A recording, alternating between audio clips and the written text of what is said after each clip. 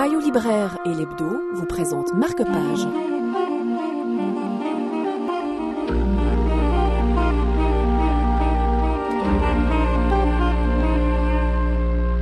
C'est le coup classique du démon de midi.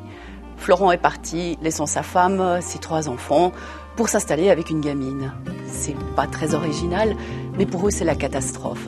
Cette affection longue durée qui unit cette famille apparemment sans histoire vole en éclats.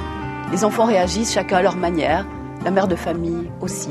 Et autour d'eux, divers personnages essayent de comprendre, d'apporter leur pierre à l'édifice, de voir ce qu'on pourrait faire pour reconstruire, ou au contraire, pour réaliser que leur propre vie n'est peut-être pas non plus aussi idéale qu'elle avait l'air.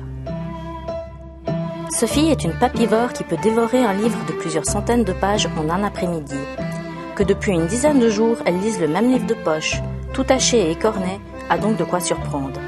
Elle ne s'en sépare à aucun moment, le trimballe partout avec elle, le pose, ouvert, à côté de son assiette et feint de lire pendant que nous déjeunons ou dînons face à face. Drôle de stratégie de ma drôle de sœur, qui lui permet d'éviter tout échange avec moi. Voilà où nous en sommes. Elle a usé d'un bouquin comme une arme dissuasive, moi à attendre qu'elle le lâche pour tenter d'engager le dialogue. Mais elle ne le lâche pas. Anne Bragance, qui est d'origine espagnole, qui est née au Maroc, qui a vécu un peu partout et qui manipule les langues avec brio, a joué de ce talent pour un roman polyphonique. C'est avec beaucoup de talent qu'elle crée le personnage de chacun des enfants, de la famille, des amis, brossant des portraits très délicats, donnant la parole à chacun à son tour.